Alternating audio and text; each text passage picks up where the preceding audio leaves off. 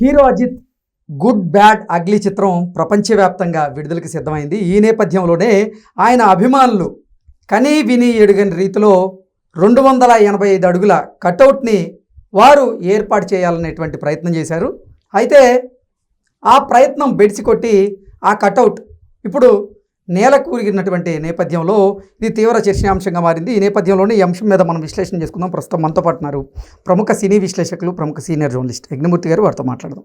Sir నమస్తే. Sir నమస్తే కృష్ణ. అజిత్ గారిది గుడ్ బ్యాడ్ అగ్లీ చిత్రం ప్రపంచవ్యాప్తంగా విడుదలకైతే సిద్ధమైంది.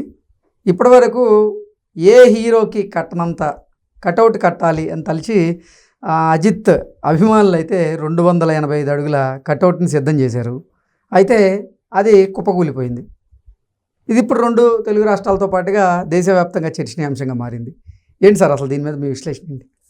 అంటే అభిమానులకి కటౌట్లు పిచ్చి అనేది మామూలుగా ఉండటం అనేది సాధారణం, అది సహజం అని కూడా అనుకోవాలి. ఓకే, మనకు తెలుసు, మనం చిన్నప్పటి నుంచి కూడా చూస్తామంటే ఈ కటౌట్లు పెట్టడము, ఈ కటౌట్లకి పూలాభిషేకాలు పాలాభిషేకాలు చేయటం కూడా మనందరూ తెలుసు.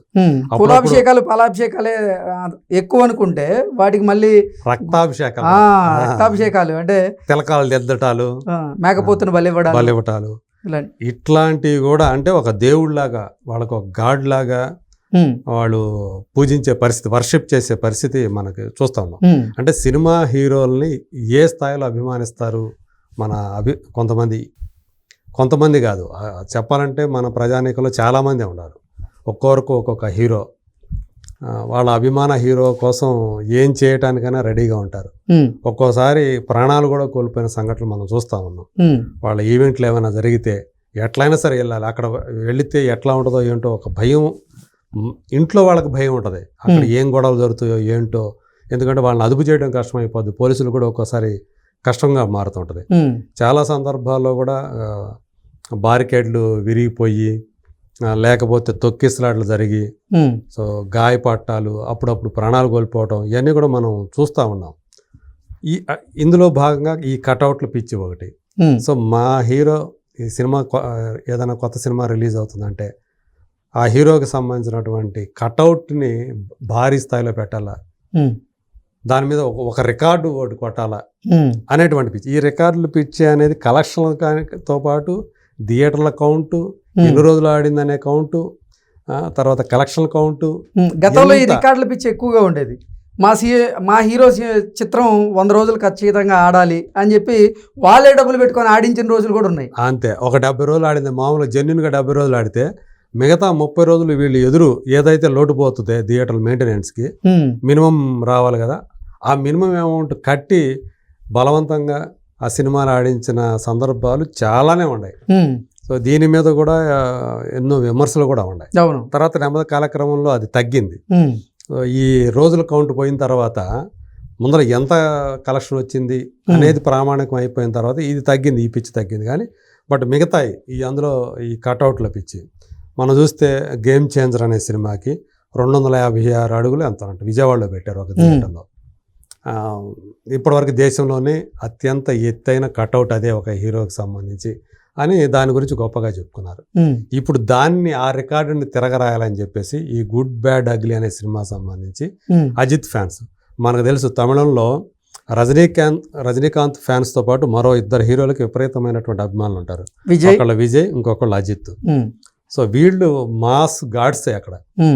సో అట్లా ఇప్పుడు అజిత్ సినిమాకి వాళ్ళు తెన్కాసి అని చెప్పేసి తమిళంలో ఆ ఏరియాలో ఒక థియేటర్లో వీళ్ళు ఒక పెద్ద, అది మీరు చెప్పినట్టు 285 అడుగులు, సో మెటల్ తోటే చేశారు.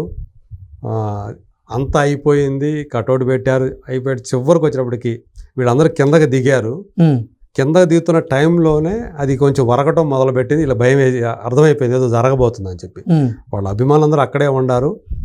కథ ఏంటంటే అదృష్టవశాత్తు దాని కింద ఎవరు లేకుండా యువతలకు వచ్చి ఉన్నారు.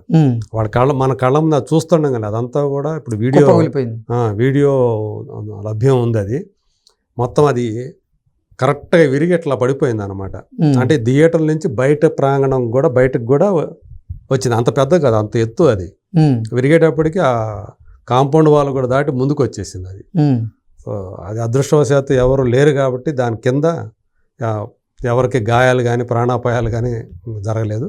ఒకవేళ ఉంటే ఒకవేళ వీళ్ళు పైన అది చేసేటప్పుడే కనుక కటౌట్ కట్టేటప్పుడే అలాంటి ప్రమాదం ఏదన్నా జరిగి ఉన్నట్లయితే మనం ఊహించుకోవడానికి కూడా భయం వేసేది. సో ఎంతమంది ప్రాణాలకి ముప్పు ఏర్పడేది అనేది. సో అంతే, ఆ పిచ్చి అనేది అలా పరాకాష్ఠకపోవటం అనేది ఎప్పుడు కూడా వాంఛనీయం కాదు.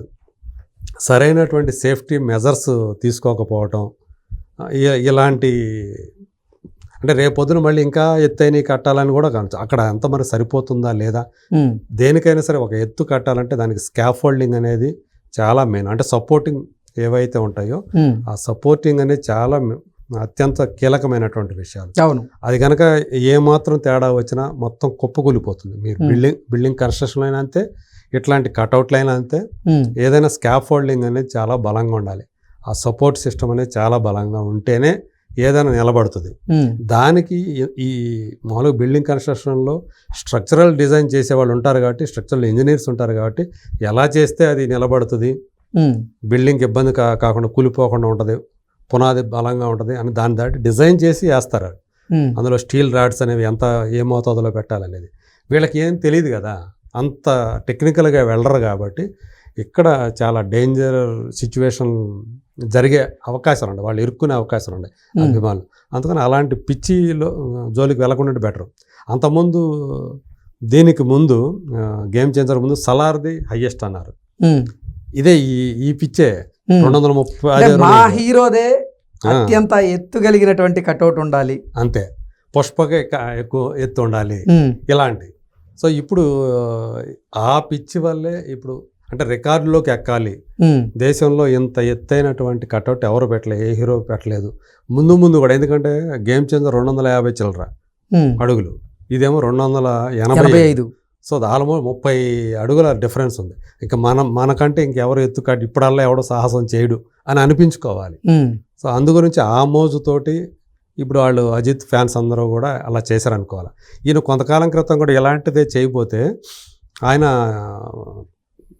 5గురికి ఎంతమందికో దెబ్బలు తగిలాయి ఇదే ఈ కటౌట్ ఇట్లాంటి విషయాల్లోనే. ఆయన చాలా తీవ్రంగా హెచ్చరించాడు. నన్ను తల అని ఆయనకి తల అని పిలుస్తారు, నన్ను తల అనే బిరుదు నాకు వద్దు, నన్ను అలా సంబోధించకండి.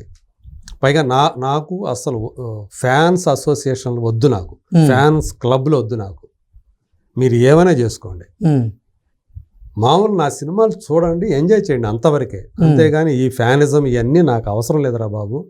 మీరు నన్ను తలాగెలా అని చెప్పేసి ఏమీ పిలవద్దు, నన్ను అజిత్ కుమార్ గానే చూడండి అని ఆయన చాలా స్పష్టంగా, చాలా నిజంగా, అంటే ఒక ఏ హీరో కూడా అలా చెప్పడాల అంత బోల్డ్గా. నాకు ఫ్యాన్సే వద్దు అని చెప్పి, నా ఫ్యాన్ క్లబ్లు వద్దు, ఫ్యాన్ అసోసియేషన్లు వద్దు అని ఎవరు చెప్పరు, అంత పెద్ద స్టార్ అయి ఉండి. కానీ అతను చెప్పాడు, అయినా కానీ ఫ్యాన్స్ ఊరుకోవట్లా. ఆయన ఫ్యాన్స్ అదే, ఆయన అట్లా చెప్పినందుకు కానీ ఈసారి ఇంకా ఎక్కువ చేశారని చెప్పాలి. ఓ పక్క ఆయన అట్లా చెప్తా ఉంటే ఇంకో పక్క వీళ్ళు తగ్గేదేలే అని చెప్పేసి వాళ్ళు మళ్ళీ ఇలా చేయటం, ఇలా కూలిపోవటం. కాకపోతే ఫార్చునేట్లీ ఏం జరగలేదు కాబట్టి ఇబ్బంది లేకుండా అయిపోయింది. కాకపోతే అజిత్ దీని మీద ఎలాంటి ఇప్పటిదాకా అయితే స్పందించిన దాఖలు అయితే కనిపించలేదు. ఎందుకంటే ఆయన ప్రతిసారి స్పందించాలని ఏం లేదు, ఇదివరకే స్పందించాడు. అనవసరంగా వచ్చి ఇలా కొట్లాట్లు ఈ తరహా దీంట్లోకి రావద్దు, గుమ్ముగొడవద్దు, పొలోమని చెప్పేసి వచ్చేసి తొక్కిస్రాట్లకి వాటికి కారణం కావద్దు దయచేసి, మామూలు సినిమా మాత్రం చూడండి అని ఆయన చాలా పొలైట్గా విజ్ఞప్తి చేశాడు. సాధారణంగా అలా చేయటం అనేది నిజంగా అతనిలో ఉన్నటువంటి ఒక మంచి గుణం అని చెప్పేసి మనం చెప్పుకోవచ్చు. ఆయన సినిమాకి ఎంత ఇది ఇస్తాడో, తన సొంత అభిరుచులు ఏవైతే ఉన్నాయో తెలుసు మనకి, ఆయనకి మోటార్ రేసులు అంటే చాలా ఇష్టం అని చెప్పేసి వెళ్ళిపోతాడు. కొన్ని నెలల పాటు సినిమా ఇండస్ట్రీకి దూరం అవుతాడు, సంవత్సరాల తరబడి. ఒకసారి అయితే ఆల్మోస్ట్ 9-10 years దూరం అయిపోయాడు సినిమా ఇండస్ట్రీకి ఆ రేసుల్లో పడి. సో ఆ తరహా ఇంట్రెస్ట్లో ఉన్నాయి. అలాగే ఫ్యామిలీకి టైం పెడతాడు. నిజం చెప్పాలంటే అలాంటి వాడిని కూడా మనం ఆదర్శంగా తీసుకోవచ్చు అని. గతంలో ఆయన టీం కూడా గెలిచినట్టుంది రేసింగ్లో. అవును, అది అంటే ఫస్ట్ ప్లేస్ వచ్చిందా లేదా సెకండ్ ప్లేస్ మొత్తానికి వచ్చింది, కానీ మొత్తానికి గెలిచింది. ఫస్ట్ సెకండ్ దాంట్లో నాకు సరిగా గుర్తులేదు కానీ. సో అతను మంచి రేసర్, బైకులు నడుపుతాడు, అలాగే కార్లు నడుపుతాడు, అత్యంత వేగంగా, ఒక్కోసారి ప్రమాదాలకు కూడా గురయ్యాడు. మధ్యలో ఆ రేస్ మధ్యలో కూడా అవును. అయినా కానీ ఆయన గుండె ధైర్యం మాత్రం మెచ్చుకోదగ్గదే. వెనకడుగు వేయకుండా ఇంకా దాంట్లో వెళతానే ఉంటుంది ఇప్పుడు కూడా. ఇక్కడ సాధారణంగా 50 ఏళ్ళు వచ్చిన తర్వాత ఎవరు అట్లాంటి సాహసాలకు పూనుకోరు. కానీ తను లెక్క చేయకుండా అలా వెళ్ళటం అనేది అతనిలో ఉన్నటువంటి ఆ ధైర్యాన్ని, అలాగే ఇక్కడ అభిమానులకు సంబంధించి అతను కరెక్ట్ అయినటువంటి మార్గంలోనే వెళ్తున్నాడు అని చెప్పేసి మనం చెప్పుకోవచ్చు. వాళ్ళని ఎంకరేజ్ చేయకుండా ఇలాంటి పిచ్చి పనులకి వద్దని చెప్పడం అనేది అతనిలో ఉన్నటువంటి అంటే బోల్డ్నెస్ అది తెలియజేస్తుందని చెప్పేసి మనం అనుకోవచ్చు. Okay sir, thank you so much. Thank you.